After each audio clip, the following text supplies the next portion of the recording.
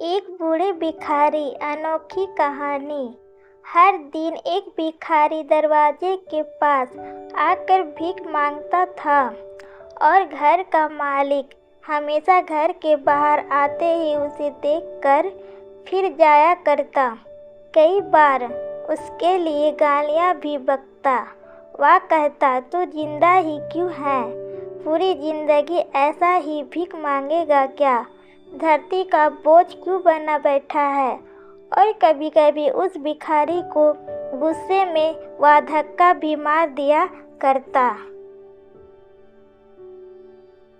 इतना कुछ हो जाने के बावजूद भिखारी के मुंह से सिर्फ यही निकलता कि भगवान तुम्हारे पापों को माफ़ करे।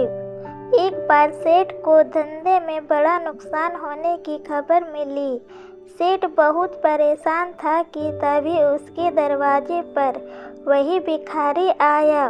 गुस्से में अपना आपा खोते हुए सेठ ने उस भिखारी को पत्थर दे मारा। पत्थर लगने के कारण भिखारी का सर फट गया और उसके सर से खून बहने लगा। फिर भी दर्द से कहराते हुए भिखारी ने इतना ही कहा, भगवान तुम्हारे पापों को माफ़ करे। भिखारी वहाँ से चला गया। सेठ सोच में पड़ गए। भिखारी को पत्थर मारा, फिर भी उसने सिर्फ प्रार्थना की। सेठ का गुस्सा शांत हुआ। सेठ का मन शांत हुआ। भिखारी का रहस्य जानने के लिए सेठ ने भिखारी का पीछा करना शुरू कर दिया। भिखारी जहाँ जहाँ जाता, सेठ उसके पीछे जाता। सेठ ने देखा कि कोई उसको खाना देता, कोई उसको मारता, कोई अपमानित करता तो कोई गाली देता।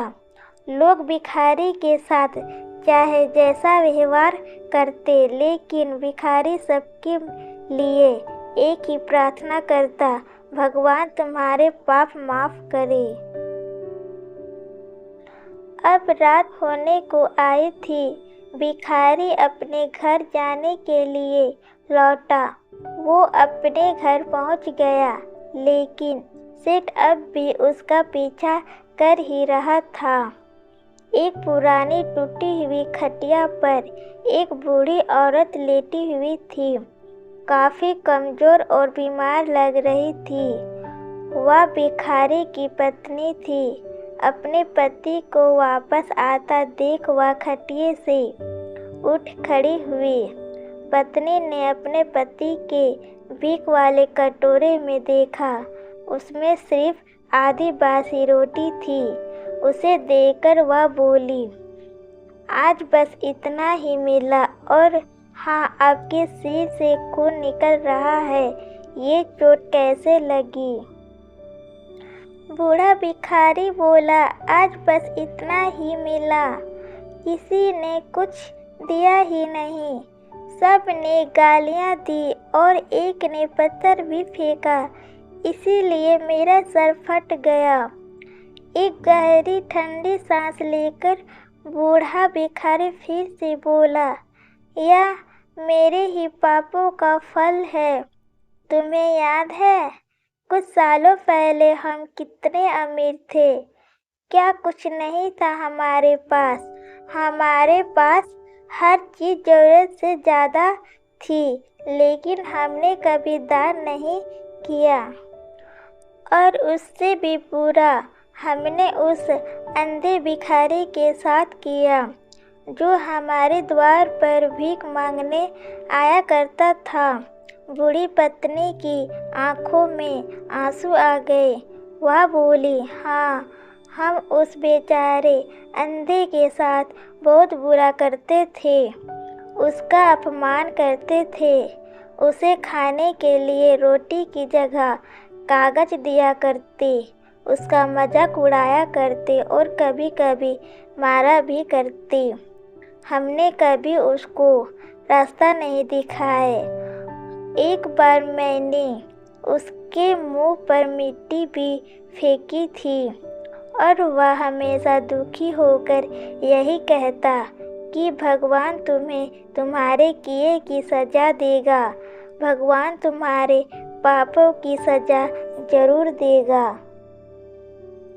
उसका श्राप सच हुआ और हम इस दुख भरी जिंदगी में आ गए।